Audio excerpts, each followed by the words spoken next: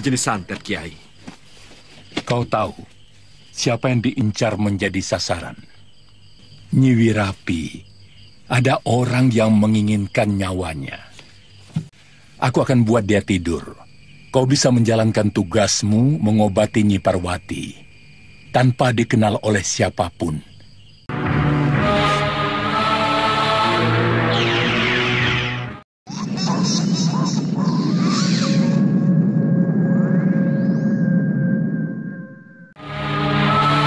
Mana Kiai Jamas? Tadi minta Nyi Parwati supaya dibuat tidur pulas karena mau diobati. Sekarang setelah aku minum jamu tidur, Kiai ini tidak nongol-nongol.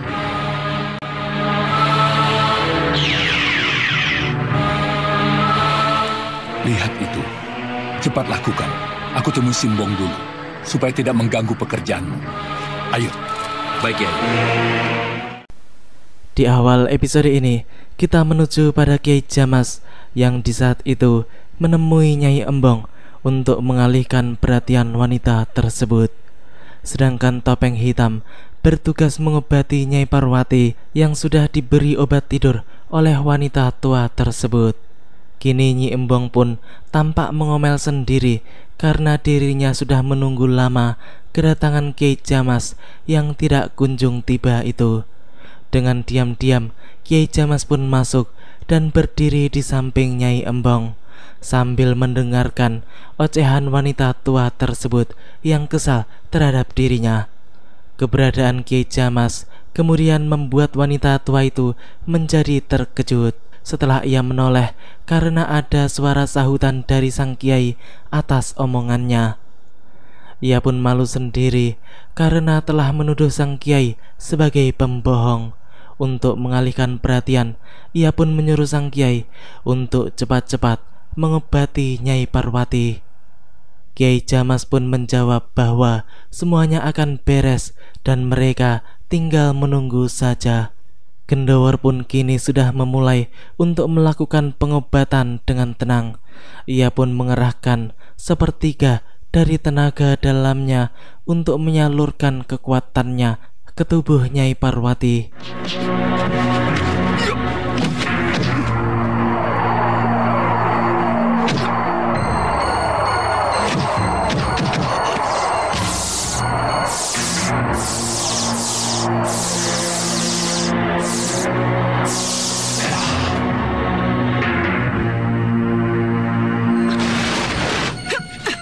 Kurang ajar, berani benar kau menjamah tubuhku. Ya!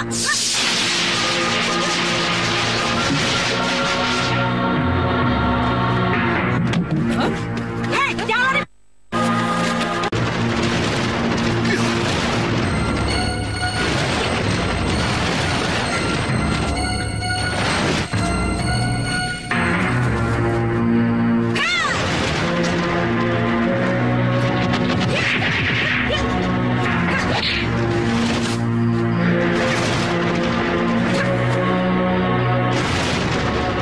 Nanti dulu, Nyai. Ada apa? Lepaskan, Kiai.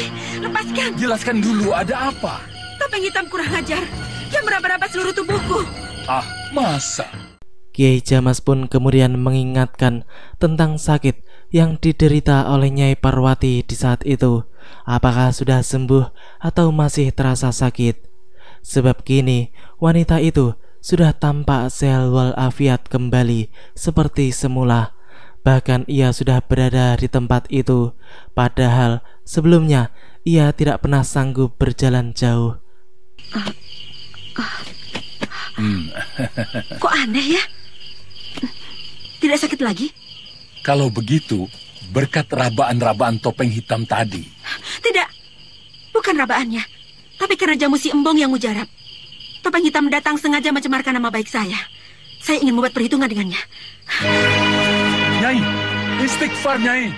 Memang benar apa yang dikatakan oleh Gendowor, bahwa Nyai Parwati pasti akan menyerang dirinya jika wanita itu disembuhkan.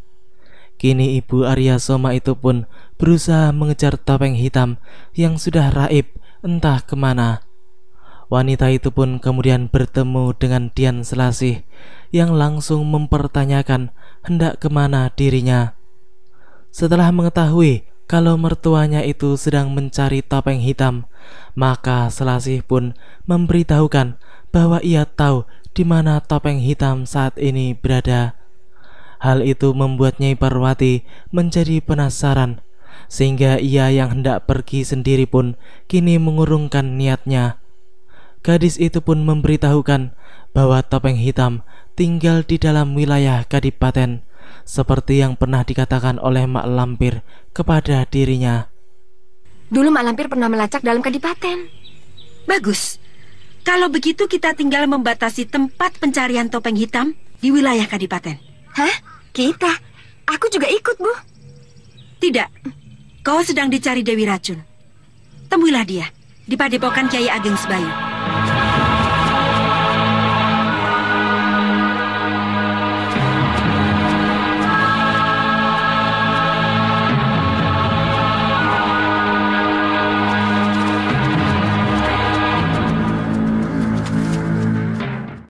Ketika itu, Nyai Parwati pun sedang melihat seorang nenek yang berjualan pecel yang tampaknya sedang kelelahan. Mendadak wanita itu pun mendapatkan pemikiran yang cukup jitu untuk bisa masuk ke dalam wilayah Kadipaten tanpa dikenali. Ia pun memanggil penjual pecel tersebut dan membeli semua barangnya, termasuk caping dan pakaiannya, sebab ia akan menyamar sebagai tukang pecel. Mereka pun segera berganti pakaian di tempat yang aman, dan tak lama kemudian semuanya pun beres. Nyai Parwati kini sudah benar-benar mirip dengan tukang pecel tersebut. Dengan demikian, maka ia pun berharap akan bebas masuk ke dalam wilayah Kadipaten. Ketika itu, ia pun berjalan memasuki gerbang Kadipaten yang dijaga oleh beberapa prajurit. Mendadak, tukang pecel itu pun disuruh berhenti, sehingga membuatnya terkejut. Ia pun mengira bahwa dirinya akan ditangkap. Namun ternyata prajurit tersebut memanggilnya bukan karena mencurigainya, melainkan prajurit itu hanya ingin membeli dagangannya. Pecelnya Mbak, satu, jangan pedes-pedes. Iya, Den. Simbah baru ya berjualan di sini? Iya, Den. Biasanya Simbah cuma muter-muter di Dugowaru. Tapi Mbah mau coba-coba jualan di dalam Kadipaten. Siapa tahu Simbah mudah dapat rezeki, Den. Sebenarnya tidak boleh sembarangan orang masuk Kadipaten. Jadi Simbah tidak boleh jualan di dalam Kadipaten ya, Den ya? Oh, boleh, boleh. Nanti kalau ada yang tanya, bilang sudah minta izin Mas Dirun, prajurit Madya Saka. Matur nuwun, Den. Terima kasih. Kiai, duduk saja.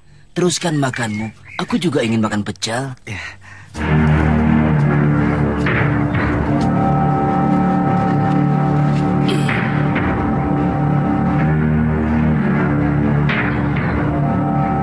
Jadi apa yang harus kita lakukan? Kirim utusan untuk memanggil Jatmiko. Yang aku suruh menghubungi Ki Gede Balaraja di Sawojajar. Hanya dia bersama Dewi Racun yang bisa menangkap Aji Basa Pamungkas. Untuk kita kirim ke hadapan Sultan agar Sultan dapat memberikan hukumannya.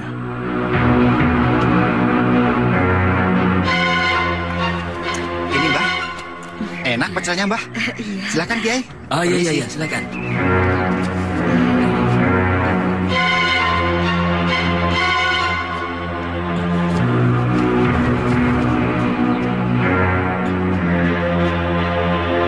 Pedes nih Mbak. Minumnya Mbak.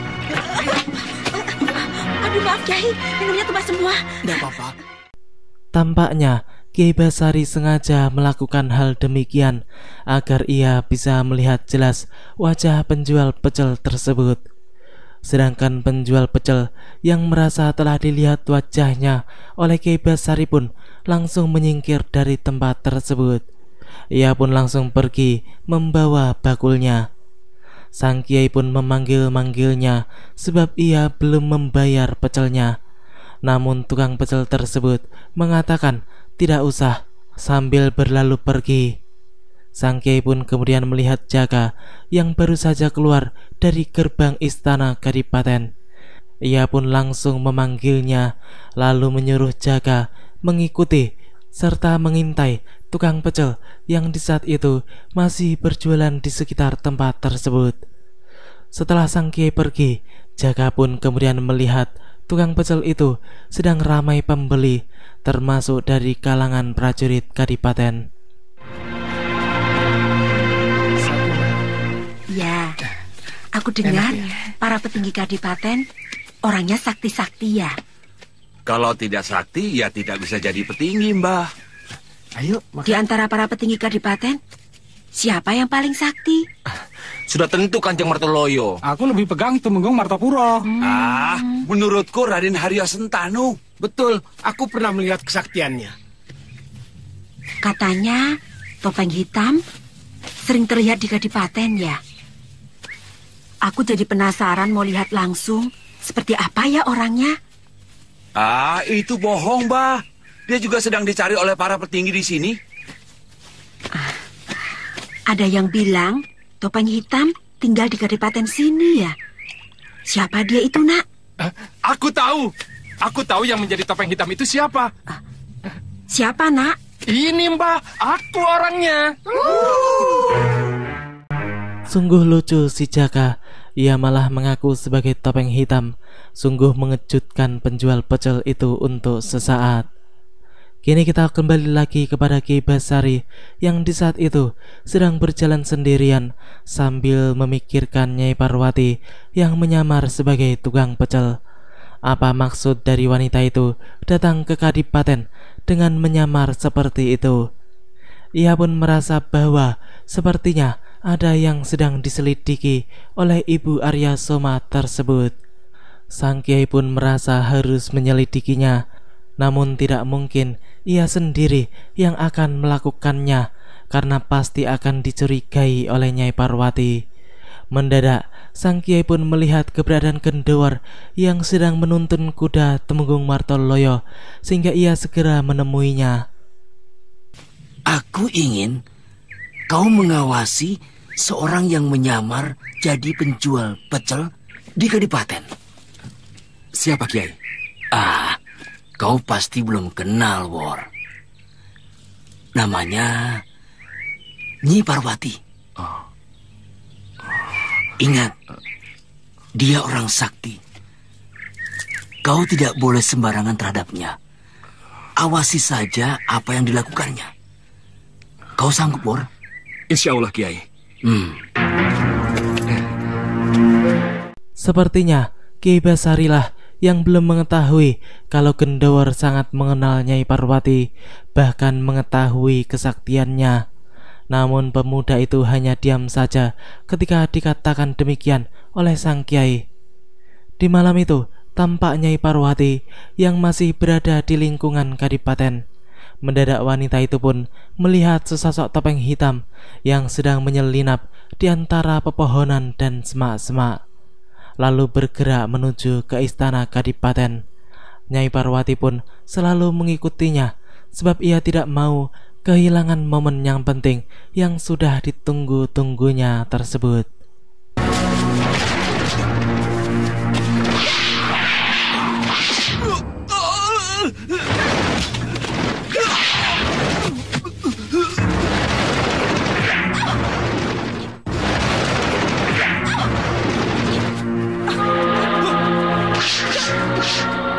Siapa kau? Untuk apa Nyai menyamar sebagai tukang pecel dan mencari topeng hitam? Tanyakan dia. Salah apa putraku sampai diculik dan tidak dikembalikan sampai sekarang? Ya! Ya!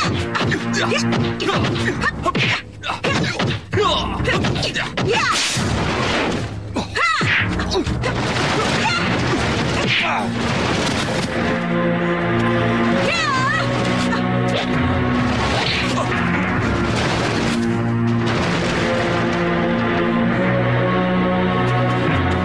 Betul kau topeng hitam?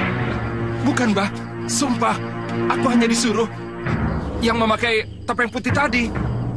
Ternyata topeng hitam itu adalah Jaka yang sengaja disuruh oleh orang yang memakai topeng putih, yang ternyata adalah Kiai Ageng Jembar Jumantoro yang kemudian telah kabur dari tempat tersebut. Ternyata keberadaan Jaka hanya untuk memancing keluarnya Nyai Parwati saja. Pemuda sahabat Gendawar itu pun juga cukup terkejut ketika Nyai Parwati memperlihatkan wajahnya dengan membuka sedikit capingnya. Wanita itu pun kemudian menyuruh Jaka untuk pergi dan merahasiakan siapa dirinya yang sebenarnya. Mendadak Nyai Parwati pun mendengar adanya suara orang berbicara yang tak lain bersumber dari suara Mak Lampir.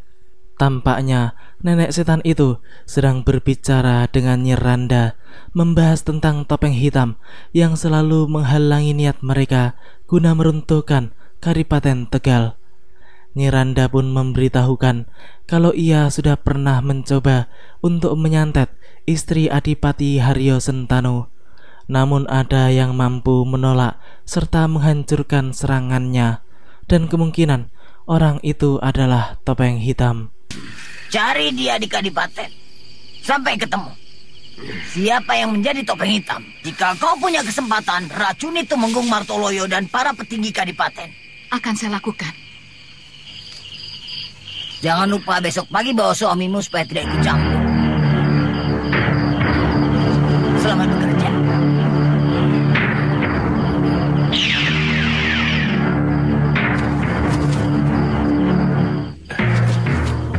Kiai, dia datang. Bagaimana? Iya, benar. Nyi Parwati. Nyi Parwati? Biarkan saja. Pura-pura kita tidak tahu. Ada yang diselidiki? Iya. Dia mencari topeng hitam. Katanya dia ingin membuat perhitungan sampai mati. Nyi Parwati mengatakan begitu? Iya. Topeng hitam telah menculik anaknya.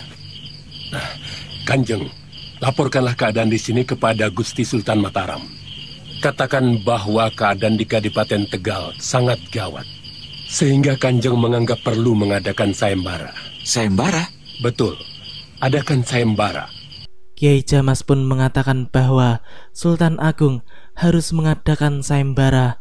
Barang siapa yang sanggup menangkap salah satu dari gembong pemberontak atau seluruhnya, maka orang itu akan diangkat sebagai seorang temenggung. Temenggung Martoloyo pun kemudian mempertanyakan tentang gagasan Kiai Jamas itu kepada Kiai Ageng Sebayu, dan sang Kiai pun mengatakan bahwa mereka harus memusyawarahkannya terlebih dahulu kepada Pangeran Purbaya, sebab sang pangeranlah yang bisa membawa usul Kiai Jamas tersebut sampai kepada Sultan Agung. Setelah itu mereka semua pun segera berlalu dari tempat tersebut. Di sisi lain, tampak Adipati Haryo Sentanu yang sedang berada di taman depan rumahnya di Kadipaten. Lalu Nyi Randa pun tampak keluar dari dalam rumah untuk menemui suaminya itu. Wanita setan itu pun langsung membisiki suaminya entah tentang apa.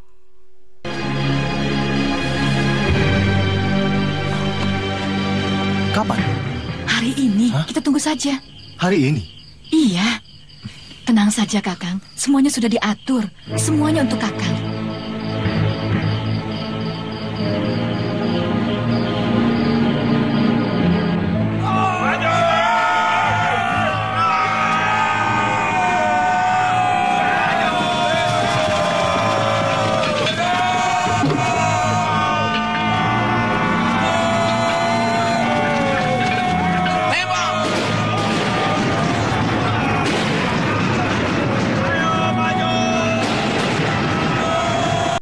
Ternyata yang dibisikkan oleh Nyi Randa kepada Adipati Haryo Sentanu semalam adalah tentang penyerangan Belanda terhadap Kadipaten Tegal yang dibantu oleh orang-orang mereka di bawah pimpinan Pendekar Topeng Emas. Kini pertempuran besar pun terjadi. Letnan Hansen pun memimpin langsung penyerangan tersebut. Ia pun menggunakan pistolnya untuk menghabisi prajurit Kadipaten satu persatu, sedangkan sebagian pasukannya menggunakan meriam tembak untuk menggempur pasukan Mataram. Di sana tampak Temenggung Martoloyo yang melihat prajuritnya bertumbangan, sehingga sang Temenggung pun menjadi marah dan langsung menggunakan ilmu kesaktiannya untuk membalas serangan musuh. Setelah itu muncul juga Temenggung Martopuro yang langsung mengamuk mengeluarkan seluruh kesaktiannya untuk menggempur, mengobrak-abrik pasukan kompeni dan pasukan Topeng Emas yang bersatu. Di antara pasukan Kadipaten Tegal tampak juga Gendowor yang langsung diajar oleh Grandong. Pemuda itu pun tidak berani melakukan perlawanan karena kini ia sedang berperan sebagai Gendowor, pekatik kuda yang tidak berilmu, yang tidak mungkin sanggup menghadapi Grandong.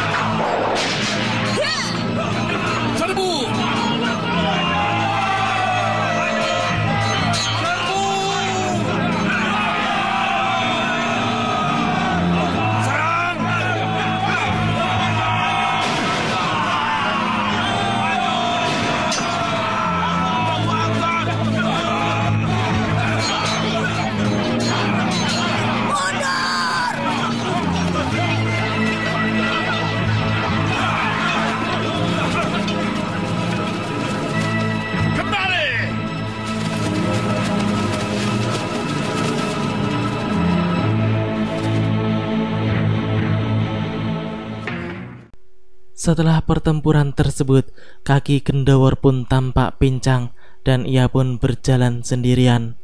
Ia tampak kesakitan di bagian kaki kanannya, mungkin karena hantaman keras Grandong yang membuatnya menjadi terluka.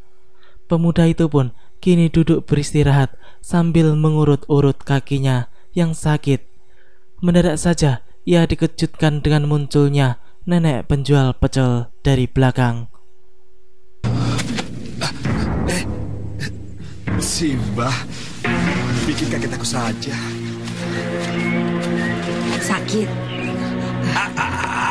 Sakit Mbah, seperti ditusuk ribuan jarum.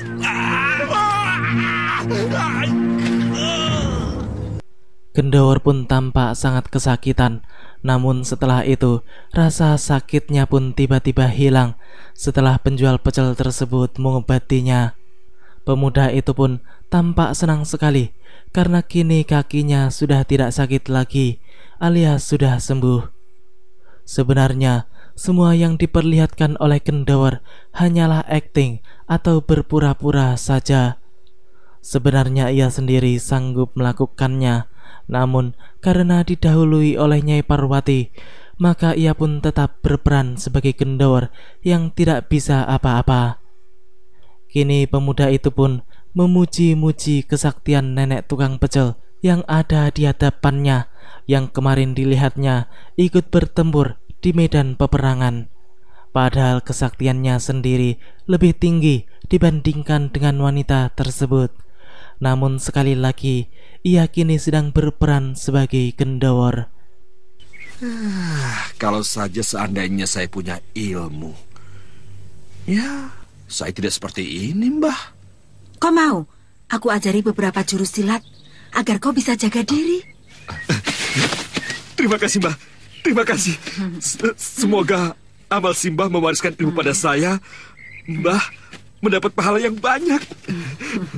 Moga-moga Mbah masuk surga. Amin, amin ya robbal alamin. Tapi maaf, saya tidak bisa belajar pada Simbah kalau saya harus meninggalkan Kadipaten. Baik, aku ikuti kemauanmu. Tentukan tempatnya, dan nanti malam aku akan menurunkan ilmu padamu. Terima kasih, Mbak. Terima kasih. Terima kasih. Kini kita menuju pada Roro Gendari dan Hyang Kili yang di saat itu sedang berada di tengah hutan, dan mendadak saja ada seseorang yang memanggil-manggil nama Roro Gendari yang tak lain adalah Aji Basa Pamungkas. Lelaki itu pun meminta untuk berbicara empat mata dengan Roro Gendari. Namun Hyang Kili menolaknya sebab ia sudah mengetahui siapa itu Aji Basa Pamungkas yang merupakan sekutu Mak Lampir, musuh mereka. Namun keponakannya itu tetap memaksa sehingga ia tidak kuasa menahannya.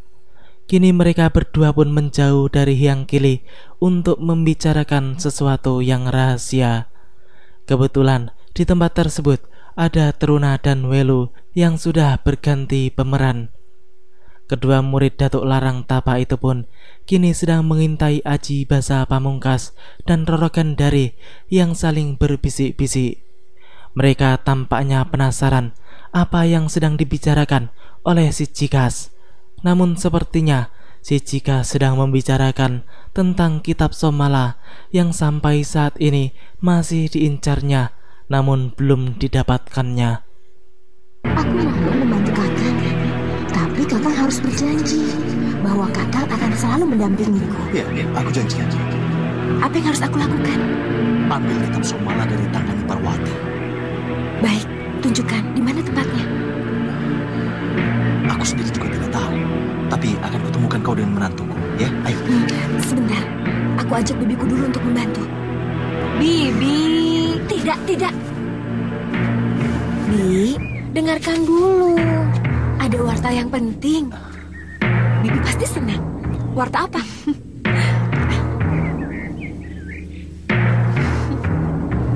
Bagaimana, Bi? Ayo, cepat lakukan. Rencana jahat. Ya, cepat. Cari Bargo dan Kalgondang. Aku mengikuti mereka. Baik, hati-hati. Jangan sampai ketahuan. Ya. Ya, Welu pun bertugas mengikuti Aji Basa Pamungkas, sedangkan Truna kini naik ke atas awan untuk menemui Bargo yang di saat itu tampak sedang tertidur pulas. Jin dari Hindustan itu pun dengan santainya beristirahat karena tidak ada kerjaan. Kini ia pun sudah mendapatkan kakinya lagi yang dahulu diputus oleh Santal 5 karena dijerat oleh gelang perak Aji Basa Pamungkas. Truna yang melihat keberadaan Bargo pun kemudian segera membangunkannya sambil mengerjai jin tersebut sehingga membuatnya terbangun. Lalu Truna pun memberitahukan kalau ada tugas untuk mereka, yaitu untuk mencari Kalagondang. Keduanya pun kemudian segera pergi menghilang dari tempat tersebut. Sedangkan ketika itu Kalagondang pun tampak sedang bertarung melawan para siluman jelek yang belum diketahui siapa dan mengapa mereka sampai bertarung satu sama lain. 3 dedemit itu pun tampak marah kepada Raja Jin Merah tersebut karena merasa diremehkan. Tak lama kemudian Truna dan Bargo pun sampai di tempat itu dan membantu Kalagondang untuk menghabisi lawan-lawannya.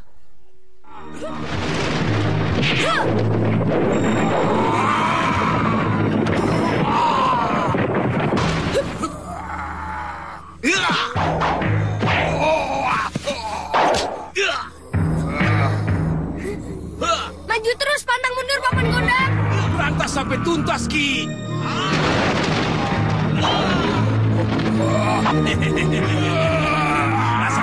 Masih mau melawan lagi, hah?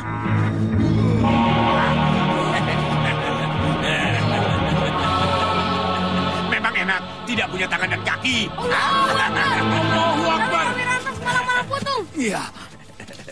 Memang semua kejahatan harus diberantas dengan tuntas. Tas. Benar.